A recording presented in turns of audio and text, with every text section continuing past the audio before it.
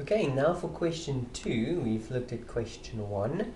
For question 2, which is our graph question of functions and graphs, and we start with the first question: what is or are the x-intercepts for f of x? So what are the x-intercepts for f of x? And we know to find x-intercepts we simply make our function equal to 0. So we have f of x equal to, and then we have 2x plus 3 squared, 2x plus 3 squared. And that we simply make equal to 0, and when we do that, and I just want you to see here, it's 1 mark. So it's not going to be a calculation, it's again something that you should be able to read off.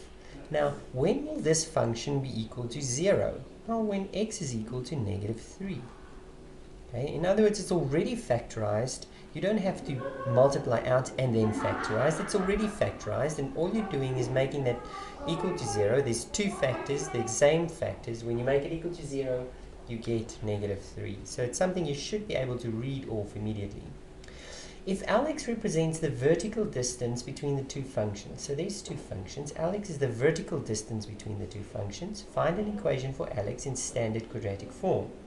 So these are two functions. All I need to do is the vertical distance. Now, vertical distance between two functions is literally the difference between the two functions. If I have f of x, so in other words, Lx is f of x minus g of x. You could have had it the different other way around as well, but that simply means it's 2x plus 3 squared minus, and then here we're subtracting g of x. So my suggestion is when you subtract something and you substitute, that you always put brackets, because what most people did wrong when they had this part correct, they didn't put the brackets, which meant that the c never got the negative as well. So if we look back at this, okay, you'll see it's 2 marks. 1 mark was given for subtracting the 2, and 1 final mark was given for writing it in standard form. So we get 2x squared. This becomes plus 6 times 2, which is 12. 12x minus 4x, which is plus 8x. And then finally, the 3 squared is 18. 9 times 2 is 18 minus the c. So 18 minus c. So this is the second mark given for writing it in standard form. Then the final question was, if gx is a tangent line to f of x, so here's f of x, find the value of c. So this graph is a tangent to that graph. Find the value of c. There were two ways you could have done this. Well, for one is that if I had a function and I had another function and I worked out the vertical distance between them, this is Lx, the vertical distance between those two functions. If this function is a parallel line, or sorry, a tangent line, then the vertical distance would equal 0. So for what value c will g of x be a tangent graph? So in other words, it simply means that the difference between the two functions is equal to 0. And so when we do make it equal to 0, we then get that, that we get a quadratic equation. Okay. In this quadratic equation, I want the number of times for this vertical distance to be 0 must be once. So for example, if I cut this graph more than once, I'll have 2 answers. There will be 2 times, or in this case, there will be no times.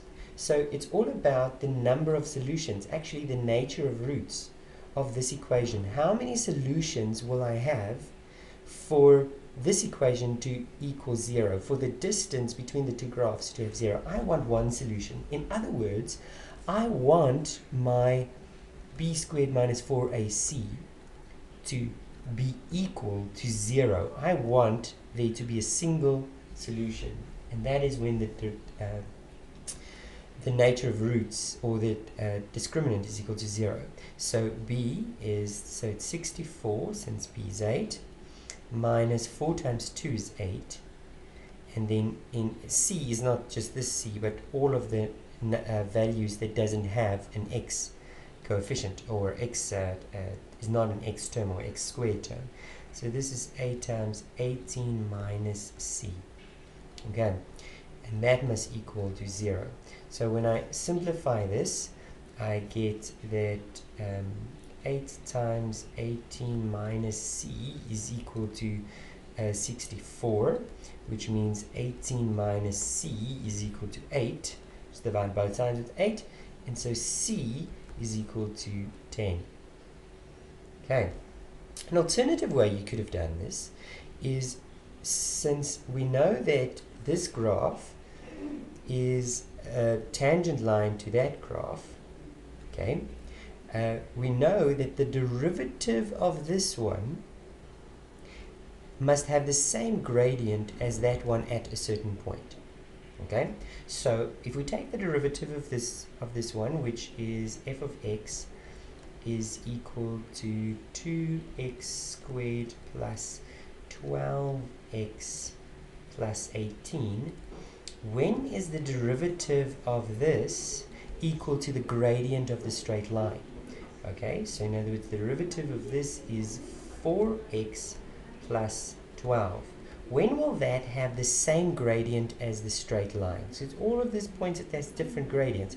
I want to know, what is the x value when these two have the same gradients? And that would be, this one's gradient is 4 that we can read off there. So when will this one have a gradient of 4? Well, it will have it at the value 4x is equal to negative 8 at x equal to negative 2. So that will be the point at which it will have negative 2 for gradient. So if we know that at this point I will have a negative 4 gradient, I can go and use this to find out what is the point where these two lines intersect. So for example, if I now go and work out f of negative 2, I work out that negative 2 squared is 4 times 2 is 8 plus 24 plus 18.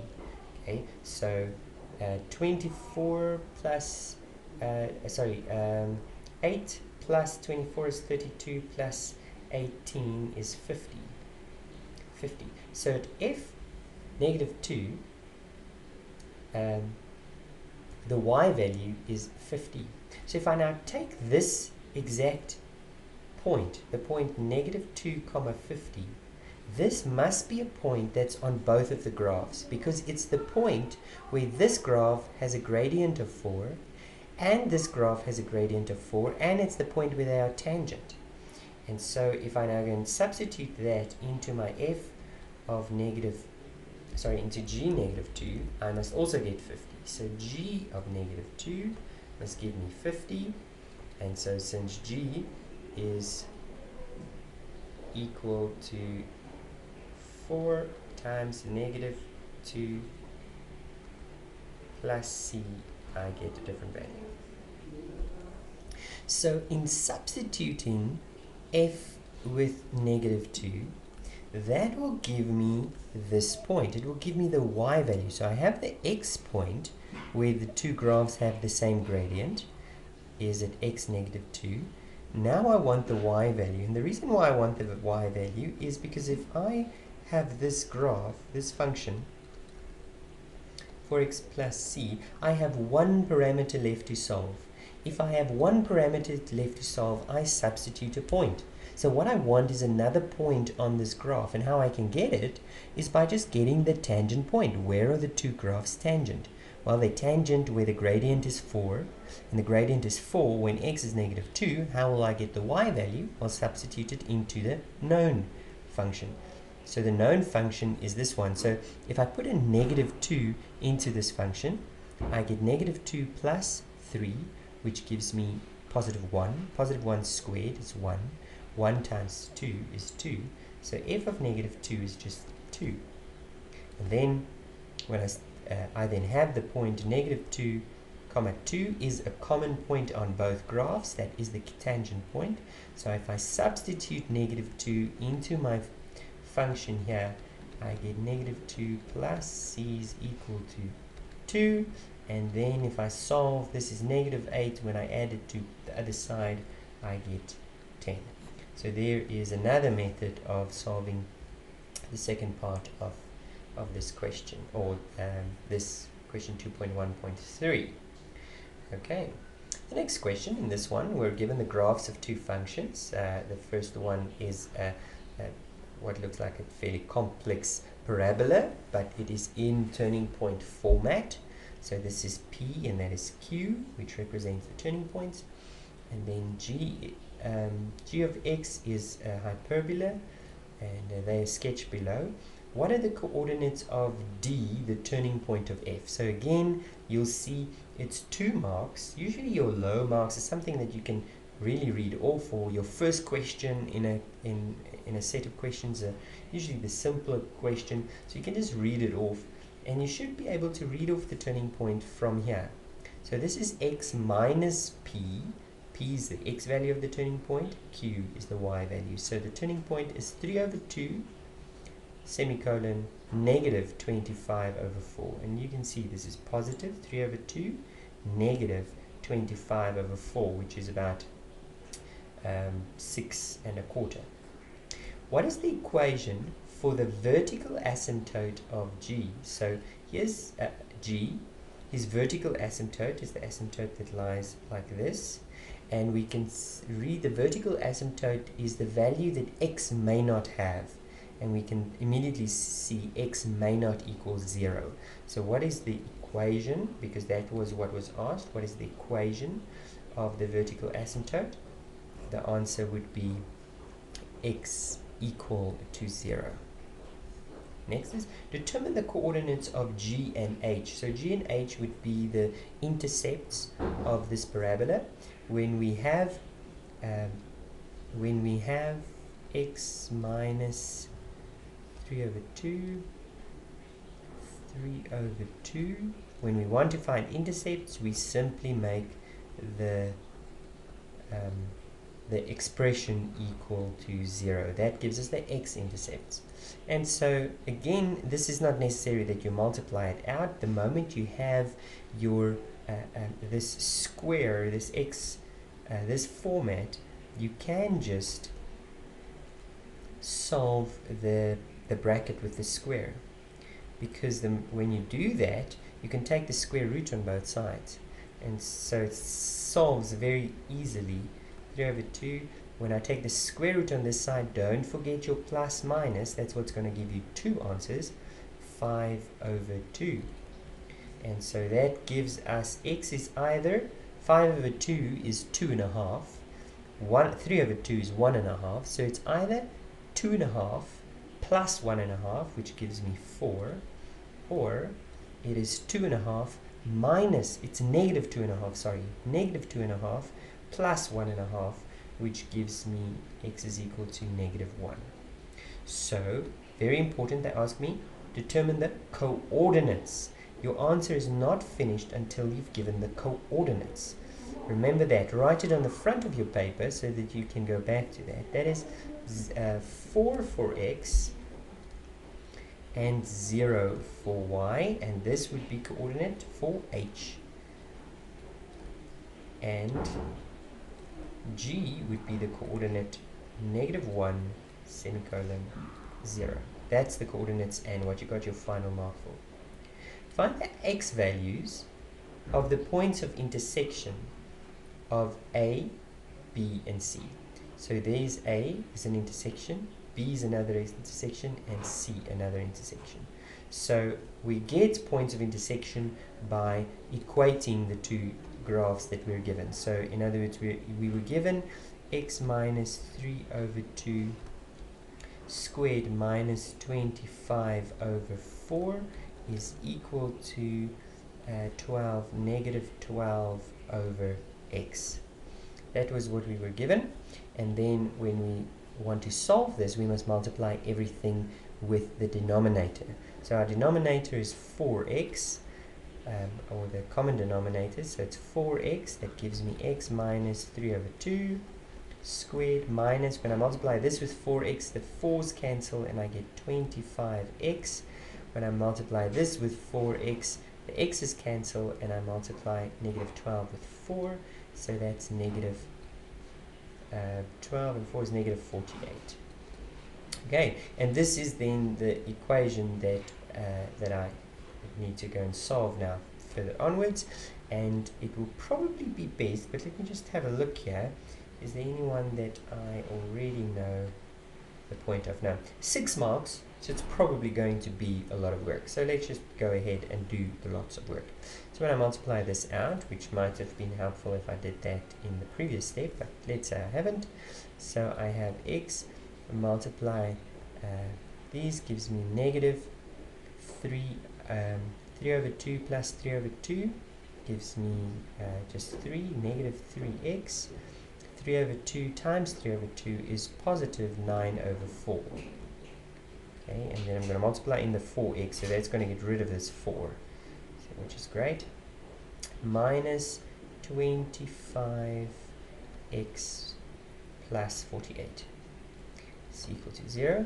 When I multiply, sorry, that needs a square. When I multiply this in, I then get 4x cubed minus 12x plus 9 minus 25x plus 48 is equal to 0. And now when I simplify this, the negative 12 and 25 adds up to negative 37, so it's 4x cubed minus 37x plus, and then here we see we have just make sure I'm missing this one, requires an x squared. Sorry, no, I made a mistake there. I didn't multiply the x, so this is an x squared and this one needs an x. There we go. Sorry about that. So it's minus 12x squared minus 12x squared, then 9x minus 25x is negative 16x plus 48. It's equal to 0, and I can divide everything with a 4 just to have it a little bit neater. Minus 3x squared minus 4x plus 12 is equal to 0. Okay, hopefully you know how to continue from here on. I need a factor. Okay, so let's just go and look what is a reasonable factor. So we have a sketch. Where's our sketch? We have a sketch. This point here we know is 1.5.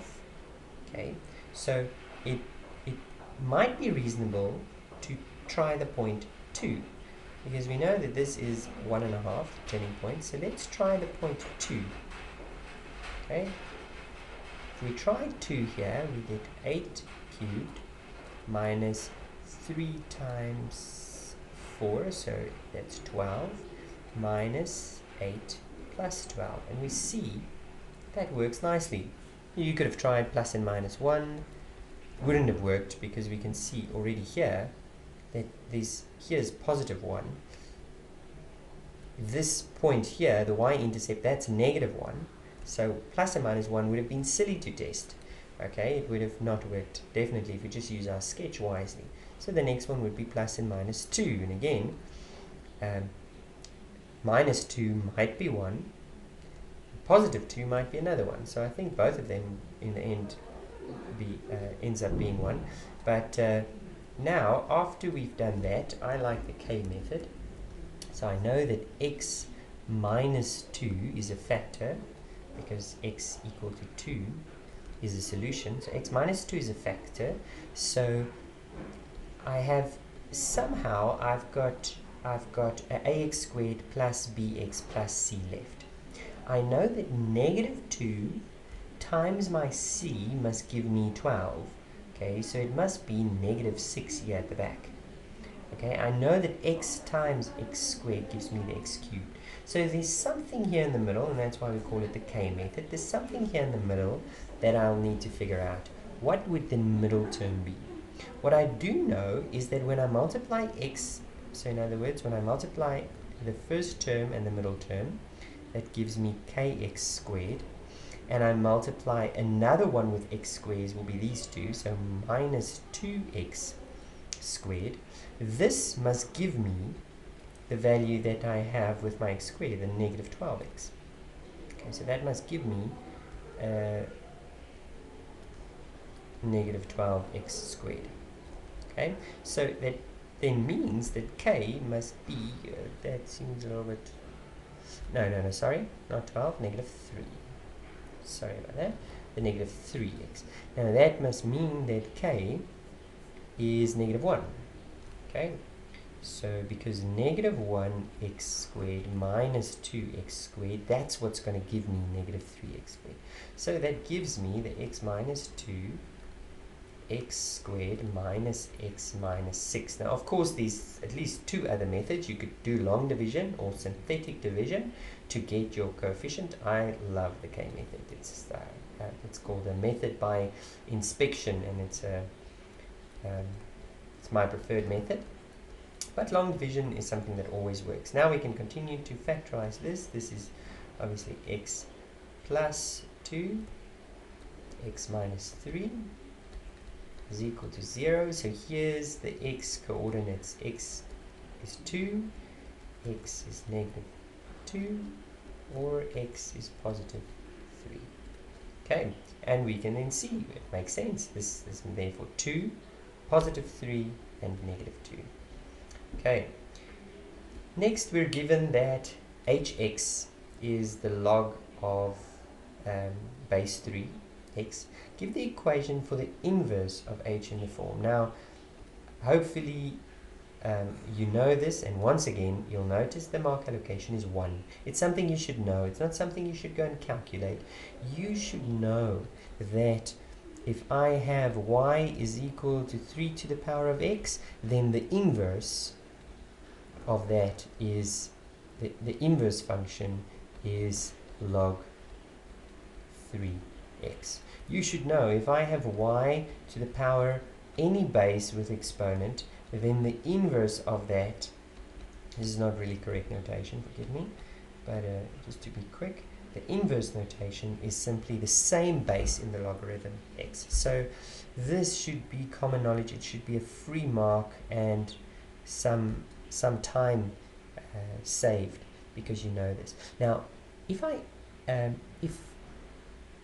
this is the inverse of that, then the opposite is as well true. Okay, if I have the back, if I have a coin, and this is the front of the coin, and then there's a back of the coin, then if I turn the coin around, then the front, what used to be the front, is now the back. Okay, so the inverse, it's the other side, it's the opposite. So the opposite of black is white, the opposite of white is black. Okay, so inverses are inverses of each other, and so that is why this answer is 3 to the power of x. Next question is, which one of the following graphs is the correct graph of hx? So hx is the log, and then the inverse. Now log graph looks like this, so that's what you should know. Log graph looks like that. Okay, and the inverse must just be the reflection of that in the line y is equal to x. Now that's not a pretty sketch, but that is the sketch. So this must be the inverse, and this one must be the original. So if we go and look at that, okay, this one must be the inverse, and that one, this one must be the original, and that one the inverse. So it's not this one. It has to intersect at 1, okay, because 3 to the power of 0, the point there, 3 to the power of 0 is equal to 1. So in other words, when x is 0, the y-intercept for the inverse, which is, this is the inverse, must be 1. And that's maybe the easiest way to look at it. So this must be 1. So it can't be even any of those two. It has to be one of these two. And so it's exactly this one. because this is the inverse and that is the original, the log function. Describe the transformation of hx to jx if jx is log 3. So this was a problem-solving question, a level 4 question. Lovely question in my opinion. So that's the level 4 question. The transformation has to be described. So here we have jx is equal to log 3 x over 3. And then before you can apply the transformation, you first apply the log law. The log law says that when I divide my interior, I subtract it on the outside. So log 3 of 3. Now log 3 of 3 is just equal to 1. So log 3x minus 1. So this is the problem solving. So how did I go from hx, which is just log 3x, to jx, which if I simplify it, I get that is jx is hx translated 1 unit down. Okay, and then the next question, find the inverse of j of x.